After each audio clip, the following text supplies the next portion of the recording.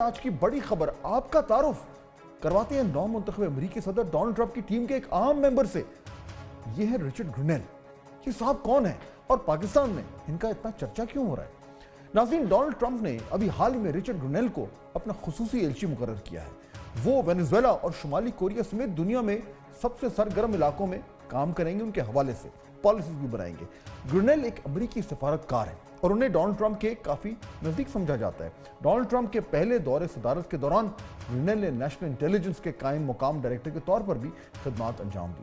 National intelligence کے director بننے سے پہلے 2018 میں گرنیل کو جرمنی میں امریکہ کے سفیر کے طور پر نامزد کیا گیا تھا۔ انہوں نے 2019 سے 2021 تک سربیا اور کوسوو میں مذاکرات میں امریکی صدر کے خصوصی ایلچی کے طور پر بھی خدمات انجام دی تھی۔ گرنیل جارج ڈبلیو بش کے دور حکومت میں بھی اقوام متحدہ میں امریکی محکمہ خارجہ کے ترجمان رہے۔ وہ اقوام متحدہ کی سلامتی کونسل کے ووٹنگ ممبر تھے۔ لیکن سوال تو یہ ہے کہ وہ پاکستانی سوشل میڈیا پر کیوں ٹرینڈ کر رہے ہیں؟ اس کی وجہ ان کی ایکس پر ایک پوسٹ ہے جس میں رچرڈ گرنیل لکھتے ہیں کہ وہ پھر یہ بات دہراتے ہیں کہ عمران خان کو جیل سے نکالنا ہوگا۔ ایکس پر اس پوسٹ کے بعد پی ٹی آئی والوں کی تو جیسے چاندی ہو گئی اور چند ہی منٹس میں یہ پوسٹ وائرل بھی ہو گئی۔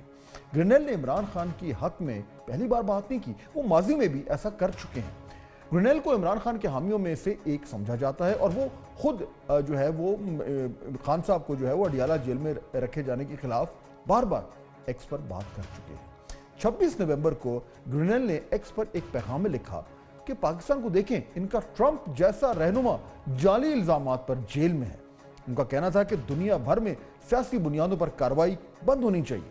اب صورتحال یہ ہے کہ جیل میں قید عمران خان کے حامیوں نے اس نامزدگی سے امیدیں وابستہ کر لی ہیں۔ تحریک انصاف کے بعض رہنماؤں نے گرنیل کو عمران خان کی رہائی کے لیے آواز اٹھانے پر سراہا ہے اور وہ چاہتے ہیں کہ اب اس سلسلے میں عملی اقدامات بھی کیے جائیں۔ کل بھی عاطف خان نے، جو پاکستان تحریک انصاف کے رہنما ہیں، انہوں نے گرنیل کی پوسٹ کو ری پوسٹ کرتے ہوئے پاکستان میں ایکس کی بندش کا معاملہ اٹھایا اور گرنیل کو بانی کی رہائی کے لیے آواز اٹھانے پر سراہا۔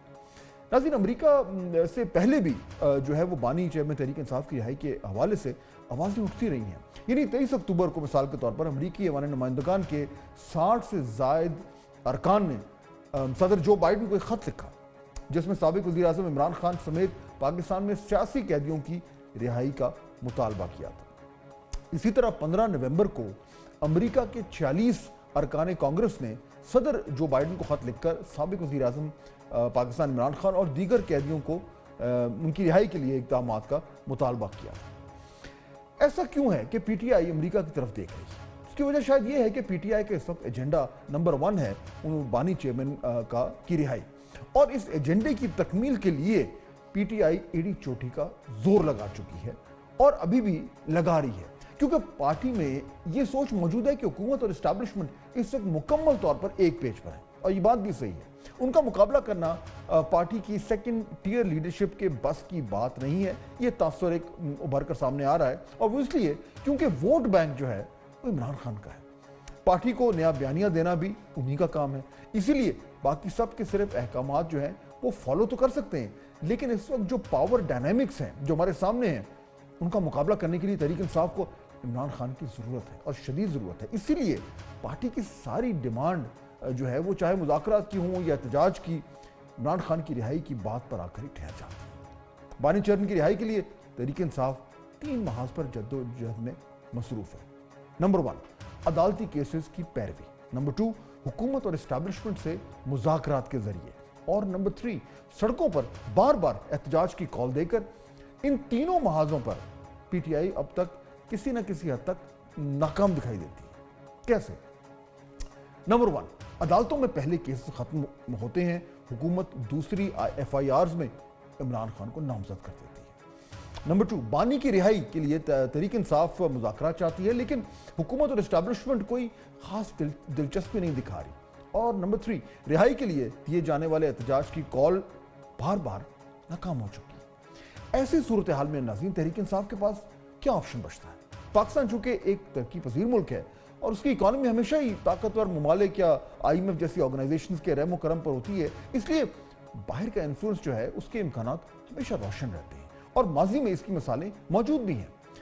तो क्या अमेरिका कोई इमरान खान की रिहाई में किरदार अदा कर सकता है? क्या वाकई अमेरिका से किसी किस्म का दबाव आ सकता है? मुज़ाकरात, एहतजाज और अदालतों के बाद पीटीआई की उम्मीदें अब अमेरिका से कुछ हद तक वाबस्ता हैं, या कम से कम उनके सपोर्टर्स की ज़रूर हैं। इसमें बहुत से इफ्स और बट्स मौजूद हैं, क्योंकि रियासत से बात करती है और अपना मफाद उनकी अव्वलीन तरजीह होता है। लेकिन लग रहा है कि पीटीआई अपना पूरा जोर लगा रही है कि कामयाबी कितनी और कब मिलती है, ये तो आने वाले दिनों में ही क्लियर होगा।